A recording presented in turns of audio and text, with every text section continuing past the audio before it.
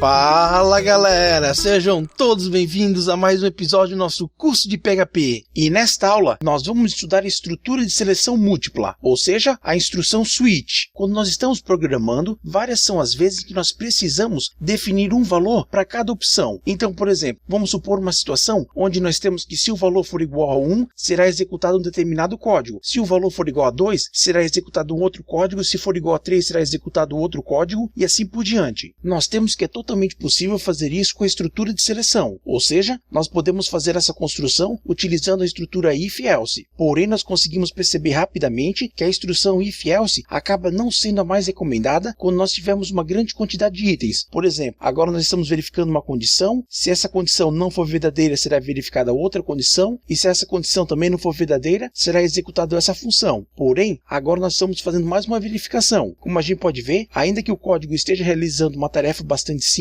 o mesmo começa a perder a legibilidade devido à quantidade de itens que nós temos alinhados. Para essas situações, nós temos a estrutura switch, ou seja, a estrutura onde nós definimos uma variável e caso o valor dessa variável seja, por exemplo, igual a 1, esse bloco será executado. Caso o valor seja igual a 2, esse bloco será executado. Caso for igual a 3, esse bloco será executado. E caso o valor não seja nem 1, nem 2 e nem 3, será executada uma estrutura padrão, ou seja, o valor default. E nós podemos pensar na definição de default como sendo a cláusula else, até porque, se nenhuma condição for atendida, então a última condição será executada. Da mesma forma, nós temos aqui nessa construção. Se nenhuma dessas condições é atendida, então a instrução else que será executada. A definição da estrutura switch é bastante simples. Nós definimos um valor, nós utilizamos a instrução switch e no cabeçalho da mesma, nós definimos uma variável. Em seguida, a gente vai definindo o que deve acontecer caso o valor da nossa variável seja igual ao valor aqui definido. E caso o valor contido na variável não atenda nenhuma condição por nós definida, então será executado um código default, ou seja, um código que é executado quando nenhuma condição é definida. Aqui nós temos um outro exemplo utilizando a estrutura switch case. Como a gente pode ver, nós definimos as condições utilizando a palavra reservada case, em seguida nós definimos o que deve acontecer e nós finalizamos essa estrutura utilizando a instrução break. Se por acaso nós definimos essa condição e nós não colocarmos a instrução break, nós temos que quando o valor da variável for igual a essa condição, esse código será executado e em seguida o código da condição seguinte também será executado, indiferente se a condição estiver ou não atendendo o que foi definido aqui em case. Por isso que nós temos que utilizar a instrução break, ou seja, nós definimos o que deve acontecer caso essa condição seja satisfeita e quando nós acabarmos de escrever o que deve acontecer, nós utilizamos a instrução break para sair dessa estrutura aqui, ou seja, nós utilizamos a instrução break para sair desse bloco de instrução. Vamos realizar alguns exemplos bem simples para que nós possamos estudar algumas situações na prática. Vamos definir uma variável de nome num e vamos inicializar a mesma com valor 0. Feito isso, vamos utilizar a instrução switch e no cabeçalho da mesma vamos definir a nossa variável de nome num. Abrimos e fechamos chaves e então nós já podemos começar a definir as condições. Vamos dizer que se a nossa variável num for igual a 1, então deve ser impresso na tela o valor é igual a 1. Ponto e vírgula para finalizar a instrução e em seguida invocamos a instrução break para nós finalizarmos esse bloco de instrução. Vamos definir a condição 2 e vamos mandar imprimir na tela echo, o valor é igual a 2. Ponto e vírgula para finalizar a instrução, invocamos a instrução break para nós finalizarmos esse bloco de instrução aqui. Por fim, vamos definir a condição default, ou seja, vamos definir o que deve acontecer para caso o valor da variável num não seja igual a 1 e não seja igual a 2. Então vamos dizer que deve ser impresso na tela a seguinte frase: estrutura